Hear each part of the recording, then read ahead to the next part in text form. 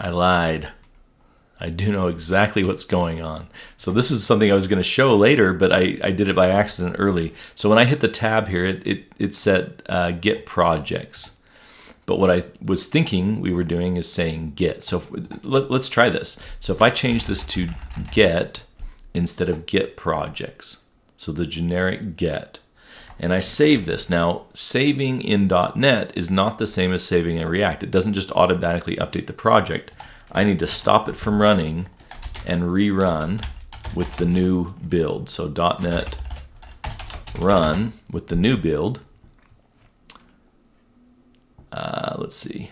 I'm getting an error. Water DB context. This is in the water controller CS. Oh, no, water context. Water DB context does not. Let me do a .NET build, and it's getting that same error.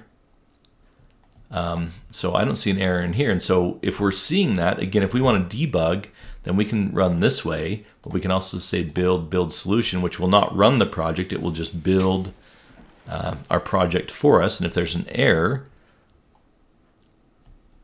well, we got an, oh, did I not save it? Let me try saving all.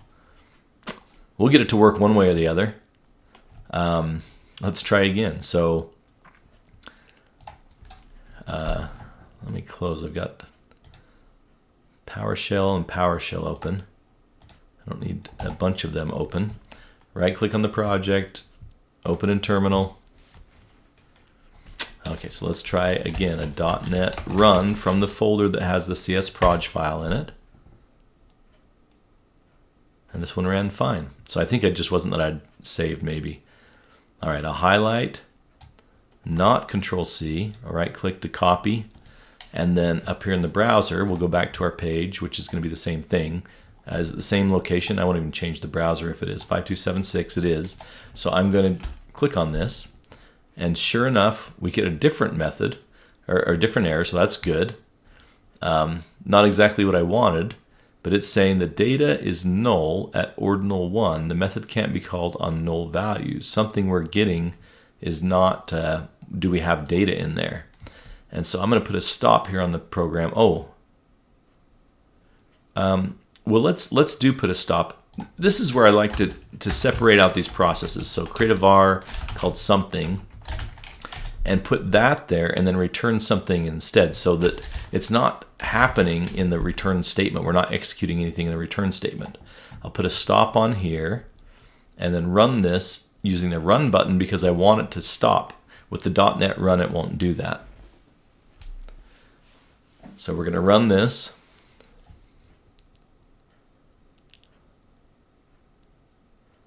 It's going to take its sweet time.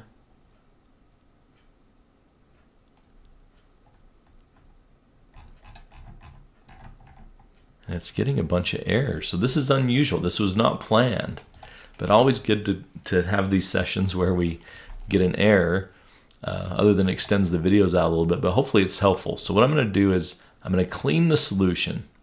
This gets rid of previous files, cached files that are used to try and help speed up ASP.NET. And so I'll do a clean solution and then build the solution.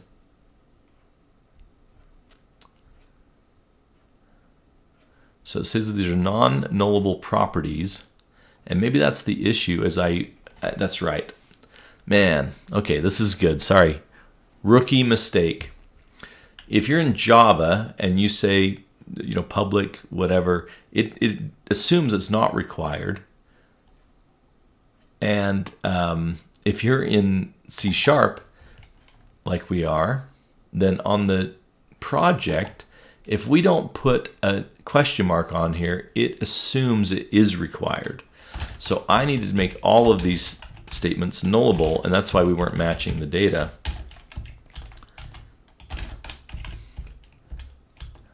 Get confused between languages. So these ones this is required. So really we don't need to put, project name is required. So we actually don't need to put that attribute on because it's going to assume it's required if we don't have the question mark, but it's not bad to be explicit and specify. So now we've got this updated to have those question marks on to say it's okay if there's a null in this field. That's what that question mark indicates. And so we've got that on all these fields that are optional. I save that back to my water project. I'm going to build again and see if we get those same errors. I'm hoping we don't. And it says non-nullable property project name, but that's just a warning. Sorry, excuse me.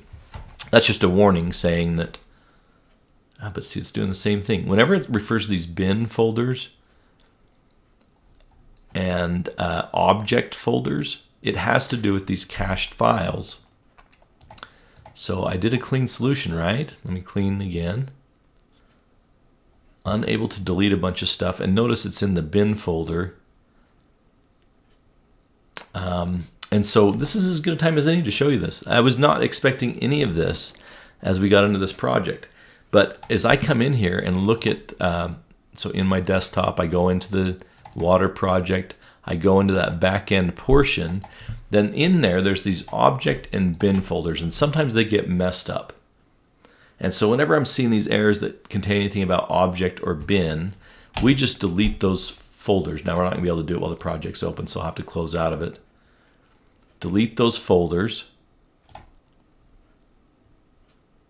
And sometimes you get errors with the VS folders as well, which is a level up, that you can delete that as well. These are all settings and whatnot in the project, configuration that it will rebuild as we re-enter the project. And so if you're ever getting wacky errors, it just seems like that's a good solution, is to go in and delete those object. When you think everything else is, it should be working, you've looked at every other possibility, sometimes it's good to go try that as an option. And then again, run that build, clean solution, and then build, rebuild solution, which looks a lot better. So now let me try again. If we go to our terminal, so right click on the project, open in terminal, do a .NET run, and you may not have been getting those errors now that I'm thinking about it. Run the .NET run. All right, so now we're running okay. Copy that.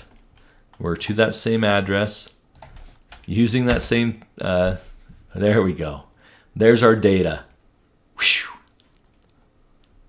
This is why programmers get paid the big bucks, trying to work through errors like that. Now again, if I say water controller here, it's not going to get it. If I just say water, it's not going to get it. It wants to follow that specific pattern of API/water with the get. And so back to Visual Studio here, what I wanted to show you, if it was called get projects, and I am going to stop it from running, so Control-C, .NET run to run it again. Grab that address, which should be the same, come up here and run this. It actually still does, or that works okay, the get projects, but that's what I wanted to show you. So that was not the issue. The issue was whatever was going on behind the scenes. With get projects, it will just default to it because it's the only method here inside this controller. But as soon as I create a second one, so public IEnumerable of type project called get functional project, so we only want to get the ones that are functional. And wow, look at it write the code for us. Beautiful. So in this case, we're going to add a where statement to only get the ones where the project functionality status is functional. Now, when I am running this, so Control-C, .NET run. Now when I'm running this, if I go to this website and try and hit that same link,